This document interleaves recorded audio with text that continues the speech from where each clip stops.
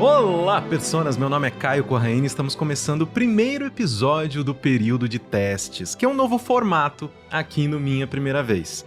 Esse é um espaço em que eu vou utilizar para discutir mais brevemente sobre algo que eu tô lendo, que eu tô jogando, ou que eu tô assistindo, e dizer para vocês se vale a pena fazer isso também.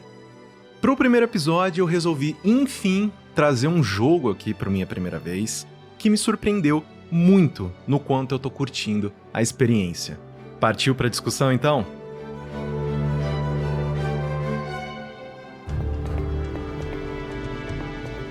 Vamos primeiro pra ficha técnica, gente? Hoje eu vou falar do jogo Unicorn Overlord. Ele foi lançado no dia 8 de março desse ano, de 2024. Ele é um jogo desenvolvido pela Vanillaware, que pra quem não conhece, é o mesmo estúdio que desenvolveu o Dragon's Crown, o 13 Sentinels, o Odin Sphere e mais alguns outros, e ele foi publicado pela Atlus. Para quem se importa com isso, é um jogo com 86 no Metacritic, e também a única notícia que eu tenho é de um mês depois do seu lançamento de que ele havia vendido mais de 500 mil de unidades, inclusive ele passou o primeiro mês do lançamento em primeiro lugar de vendas no Japão. Então é um jogo que teve um sucesso considerável, afinal de contas a gente está falando de um jogo de estratégia em tempo real. Tempo real eu estou fazendo aqui coelhinhos voadores, aspas, porque você pode pausar a ação em qualquer momento para mudar as instruções das suas unidades. Vamos falar dele de uma maneira um pouco mais mecânica nesse momento? Nele você monta equipes de soldados com arquétipos diversos e bem reconhecíveis, né, de jogos como, por exemplo, o Fire Emblem. Você tem os seus arqueiros, você tem os seus cavaleiros montados, tanto em cavalos quanto em grifos, dragões, clérigos, magos, xamãs, toda aquela gama, né, de alternativa que a gente tem de unidades em jogos assim. A diferença aqui é que você monta essas equipes, posiciona elas no mapa e a tática fica por conta da movimentação das unidades. Já que as batalhas elas são travadas tal qual Fire Emblem, de novo, né, eu tô usando ele muito como exemplo, quando, né, tem dois soldadinhos aqui, dois grupos de soldados e eles se chocam, a batalha acontece de maneira automática, de acordo com as vantagens e desvantagens desses soldados. Então, quando você pega uma unidade sua e leva até um grupo inimigo, você vê em um gráfico abaixo na tela, ok, depois dessa batalha, você vai causar tanto de dano, vai sofrer tanto de dano. Então, a nossa previsão do resultado é essa aqui. Depois, quando, né, você já tiver mais avançado, você pode simplesmente pular as batalhas, né, só levando em consideração esses resultados que ele te mostra, de acordo com as vantagens e desvantagens dos grupos. Cada unidade ela tem no máximo 6 soldados e ela tem um líder do pelotão, que traz peculiaridades para o grupo. Uma pessoa que está sobre um grifo. É uma unidade que, graças a esse soldado ser o líder daquele pelotão, a movimentação desse grupo no mapa ela é diferente. Então, a unidade principal está montada num grifo, então essa unidade aqui ela se movimenta, por exemplo, sobre montanhas. Ela voa, né, efetivamente de um lugar para o outro. No caso, uma unidade que está sobre cavalo, ela vai se movimentar mais rapidamente do que uma unidade, às vezes pesada, com escudão e tal. Essa unidade vai andar mais vagarosamente pelo mapa. A equipe, como eu mencionei para vocês, é organizada em 2 linhas de 3 espaços. Então pensa num retângulo de 3 e mais 3 embaixo, e o máximo que você pode ter são 6 soldados nesse grupo. O posicionamento deles dentro desse retângulo também determina interações que eles terão com os companheiros durante a luta. Por exemplo, se eu colocar um ladino na linha da frente, os inimigos concentram os ataques nele, porque, né, geralmente os ataques mais comuns eles são feitos à linha de frente, que é a linha, né, de ataque dos seus grupos.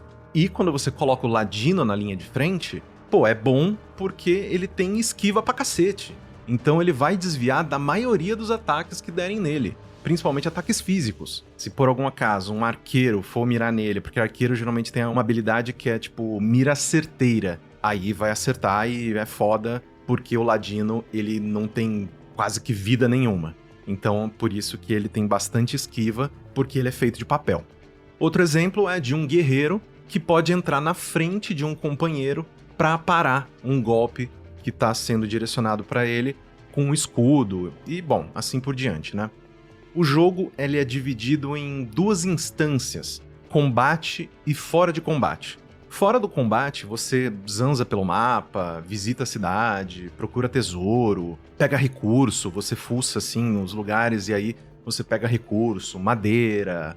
E já no combate, você acumula pontos conforme, né, você vai ganhando as batalhas, que geralmente todo combate são feitos por várias e várias batalhas. Você acumula pontos para poder mobilizar suas tropas, porque quando eu coloco uma companhia, né, quando eu coloco um grupo de soldados no mapa, eu gasto pontos para fazer isso.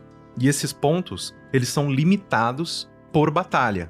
Então eu não posso, sei lá, eu tenho 10 exércitos, eu posso spamar todos e botar todos para lutar ao mesmo tempo e, fazer uma alavanche em cima dos meus inimigos. Eu não posso. Eu tenho um limite de pontos que eu posso gastar.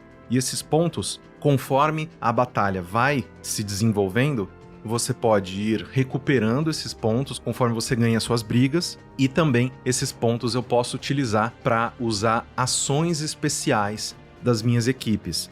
Eu tenho um grupo que geralmente eu uso para dar suporte, que ele tem healers, que ele tem arqueiro, esse tipo de coisa.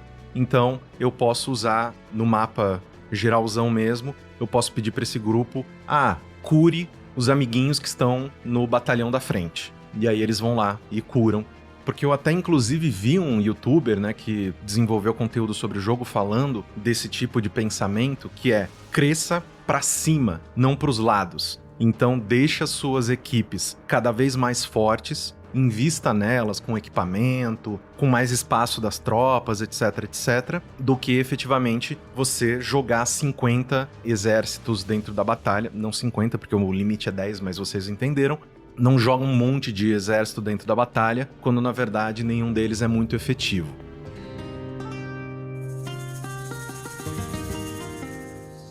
E falando um pouquinho sobre como funciona o jogo, você gradativamente pega esse mapa mundi e vai, aos poucos, liberando pequenas partes desse mapa da facção inimiga, né? E, bom, já que a gente vai falar um pouco sobre isso, eu queria me aprofundar um pouquinho sobre a história do jogo. Inclusive, tira isso da frente, esse é um jogo que eu considero super bem escrito, tá? Os personagens, eles possuem relacionamentos, angústias não resolvidas, questões de orgulho, vergonha, interesse. Claro que tem alguns personagens que têm uma visão um tanto quanto leve do conflito, né? Porque, não, eu sou filha de um nobre e eu tô aqui defendendo essas terras só porque meu pai me obrigou e tudo mais. Mas tem outros personagens que eles estão ali, defendendo a família, defendendo a honra da família. Tem diálogos bem fortes e bem profundos, e bem realistas, em relação a um mundo que tem magia, que tem dragão, que tem, todo raio laser, esse tipo de coisa. Então, assim, eu acredito que ele é um jogo muito bem escrito. Além da trama geral, conforme você cria esses batalhões, em que você deixa personagens específicos juntos, as relações entre eles vão se aprofundando também. Como em Fire Emblem. Eu não consigo mais comparar. Mas ele é realmente assim, se você gosta de Fire Emblem, assim, eu não consigo recomendar ele mais pra você. Conforme você deixa, esses personagens no mesmo batalhão, funcionando ali junto e agindo em conjunto, eles vão desenvolvendo a relação entre eles, com cenas específicas e diálogos entre eles, em que você vê que eles estão realmente aprofundando as suas relações.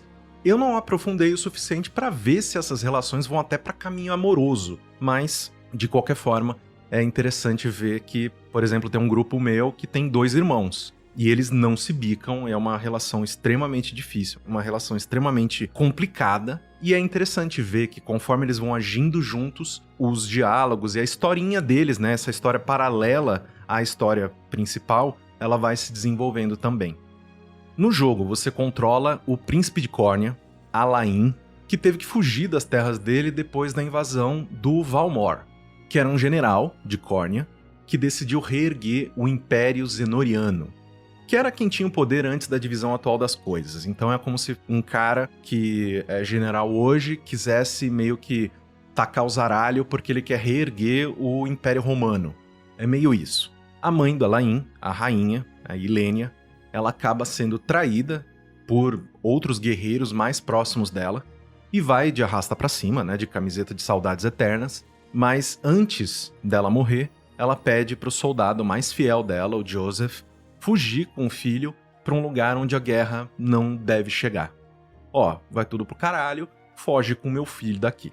Eles fogem pra uma ilha de pescadores, assim, e o tempo passa. Como toda história de vingança, o menino cresce treinando e ficando com esse sangue no olho, porque, né, porra, tiraram minhas terras, mataram minha mãe, eu vou dar o revide. Mas nesse tempo, que são 10 anos, o Valmor, ele se declara imperador, e ele, inclusive o nome dele muda para Galerius, e ele conquista basicamente o mundo todo, unificando todas as regiões nesse novo império. Até que, como eu mencionei agora, 10 anos depois, um navio zenoriano chega nessa ilha dos pescadores, e é meio que um empurrão que o Alain precisa para reunir quem ele tem ali de companheiro e começar a mobilização em pró da liberação. Chega esse navio dos guerreiros, né, e fala, pô, peraí, a gente não conquistou essa área ainda, vamos tocar o zaralho. E aí eles revidam e falam, porra, cara, não dá pra esperar, a guerra chegou até aqui. Aí efetivamente eles vão pro continente para começar a movimentação dessa resistência, afinal de contas, essa unificação da Galerius foi na base da porrada. Um detalhe importante também, e que acontece logo no começo do jogo, porque assim, é um jogo bem longo, tá, gente? Eu estou com 20 horas de jogo, e eu não tô, nossa, mas nada perto de chegar no final, então fiquem tranquilos. Mas um detalhe importante é que você encontra um dos generais que traiu a rainha lá atrás, e com a ajuda do Anel do Unicórnio, olha aí, nome do jogo, Unicorn Overlord, esse Anel do Unicórnio, que a sua mãe deixa, né, pro Joseph falar, entrega pro Alain, quando ele se tornar um adulto, que ele vai saber usar o poder. Você usa esse anel e você tira um feitiço que estava controlando esse general. E o cara simplesmente não lembra de nada dos últimos 10 anos. Então meio que isso explica a facilidade do Galerius de unificar a porra toda. Porque ele só foi convertendo os inimigos no Wololô, tá ligado? Então, pô, aí fica fácil, né? Mas, querendo ou não, tem um pouco desse twist, né? Porra, como assim? Os lutadores ali, os chefes de exército mais próximos da rainha se viraram contra ela, que eram super leais, etc. Foi assim. E essa premissa, pra mim, já seria o suficiente pra incentivar a ir pro cacete, né? Mas logo que você chega no continente, uma amiga sua, né, é sequestrada pelo exército do Galerius, porque ele aparentemente tem interesse nos poderes de clériga dela lá, de filha do Papa. Então, meio que esse é o cenário posto, sabe? Você tem as tropas e vai ajudando os pequenos focos de revolução a lutar contra o exército zenoriano, ao mesmo tempo em que você, nessa movimentação, vai acumulando mais e mais soldados para o seu grupo. Finalizando aqui o programa, gente, resumindo, né, o resumo da peça. Eu tô obcecado nesse jogo, eu não consigo parar de jogar. Se você me segue no Blue Sky, você vê que eu posto constantemente print de diálogo, print de personagem, mulher musculosa com as pernas do tamanho do meu tronco, que eu queria que espremesse minha cabeça com uma melancia. Ele oferece muito conteúdo, já que o mapa, assim, é enorme, e até esse momento, assim, eu liberei uma parte considerável, mas ainda falta muita coisa. Tem a parte dos elfos, a parte do povo dos dragões, tem outras que eu não tenho a menor ideia do que são, então se ele for explorar todo aquele mapa, puta que pariu. Ele é lindo, já que a Vanillaware tem um estilo muito específico de arte, e aqui eu acho que ele é implementado da melhor maneira que o estúdio já fez. Eu sei que algumas pessoas são reticentes com o estúdio por conta do design de alguns personagens no passado, né? Como a feiticeira do Dragon's Crown, né? Que os peitos eram absurdamente exagerados. Mas aqui, no Unicorn Overlord, até agora, eu não me deparei, assim, com nenhuma coisa que me deixasse meio azedo com o jogo. Tipo, você vê muitos personagens diferentes, com estilos diferentes, com roupas diferentes, e pra mim, todos eles, assim, são de muito bom gosto. Inclusive, outra coisa, todos os diálogos são dublados, e a dublagem tá excelente. Tá me fazendo, né, me afeiçoar ainda mais com os personagens. Infelizmente, ele não tem português, ele tá só em inglês, em outros, né, idiomas gringos aí. Eu acredito que ele pode correr o risco de ficar um pouco repetitivo para algumas pessoas, caso elas encontrem estratégias de pelotões que são efetivos para elas e simplesmente elas usem a mesma resposta para todos os desafios que o jogo levanta. Por isso que eu acho muito interessante você mudar as coisas de lugar o tempo todo. Então eu acredito que dessa forma você garante que o jogo ele vai ser sempre fresco, sempre diferente para ti. Eu acho um absurdo esse jogo não ter saído para o PC, porque ele é um jogo que saiu só para os consoles, então Switch, Xbox e PlayStation, mas para quem já está acostumado com o Switch Pro, ele tem para PC, né? Finalizando essa nossa conversa, gente, depois desse período de testes, vou bater o meu martelo, eu posso julgar o Unicorn Overlord como aprovado e dizer com toda certeza de que eu vou continuar nessa experiência até o final.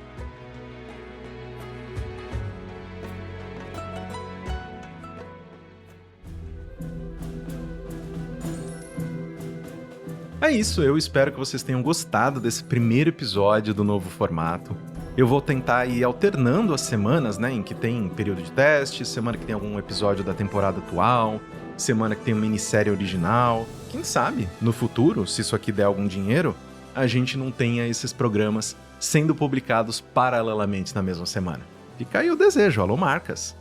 Mas para que isso aconteça, eu peço que vocês apresentem o podcast para pessoas que possivelmente possam curtir o conteúdo, engajem nas publicações dele que vocês encontrarem nas redes e deem uma nota bacana na plataforma que vocês estiverem ouvindo, porque isso realmente faz diferença, gente.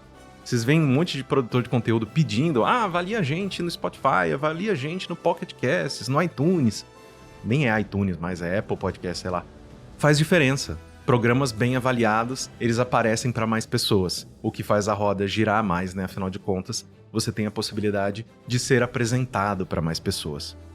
Se vocês quiserem dar um feedback sobre o podcast em todas as redes sociais, eu sou Caio Corraine. Atualmente eu estou usando mais o Blue Sky, então me procure lá por Caio Corraine que você vai encontrar as minhas postagens merda.